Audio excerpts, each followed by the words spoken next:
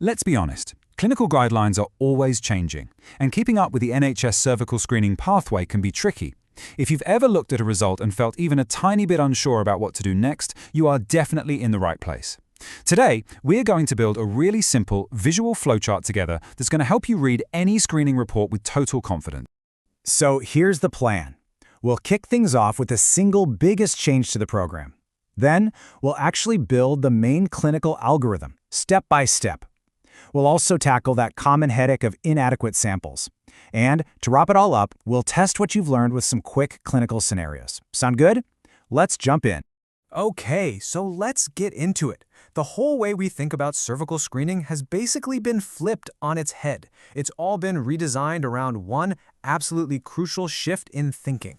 So this slide really shows you the heart of that change. We used to look for the effect, the abnormal cells or dyskeratosis. Now we look for the cause, the high-risk HPV itself. And why does that matter? Well, we know that HPV is the trigger for pretty much all cervical cancers, so testing for it first is just a much more sensitive way to find who's at risk. Cytology is still super important, but now it's a targeted second step, used only when we already know the virus is there. It just makes the whole system way more efficient. All right, this is where the magic happens. We're going to put it all together and build our clinical decision-making flowchart, right from the very beginning, starting with the first result you'll get back from the lab. So picture this. A patient sample has just hit the lab. In this new HPV-first world, what is the one question that dictates every single thing that comes after? And that's it. That's the fundamental question. Everything, and I mean everything, boils down to this first fork in the road. Is high-risk HPV there or not? This simple yes or no answer creates two totally different pathways. Let's tackle the most common one first. For the vast majority of your patients, getting an HR-HPV negative result is fantastic news. I mean, the test is so good that their risk of developing any serious issues in the near future is incredibly low. So the action is simple. You put them right back on their normal recall schedule. Now, of course, there are a few special cases, like patients who are being followed up after treatment. But for a routine screen, negative means you can confidently tell your patient everything looks great. Okay, so that was the easy part. Let's go back to our flowchart and take the other path. The lab calls back and says the sample is positive for high-risk HPV. What do we do now? This is completely automatic. The second an HPV positive result pops up, it triggers the next step. The lab will immediately go on to perform cytology on that exact same sample. This is where we start looking to see if the virus is actually causing any changes to the cells.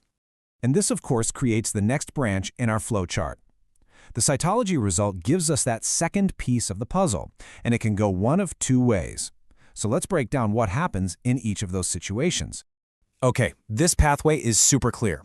If the patient is HR-HPV positive and the cytology shows any kind of abnormality, doesn't matter if it's borderline, low grade, high grade, or worse, the action is immediate and direct. You refer them to colposcopy for a closer look. No hesitation, no waiting. Now, this is the pathway you really need to get your head around because it requires some careful tracking. So the patient has the virus, but the cells look perfectly fine. The key thing to remember here is that most of the time our immune system clears new HPV infections all by itself, usually within about 2 years. So what we do is we actively monitor. We bring them back in 12 months to retest for HR-HPV. If it's gone, fantastic, they go back to normal recall.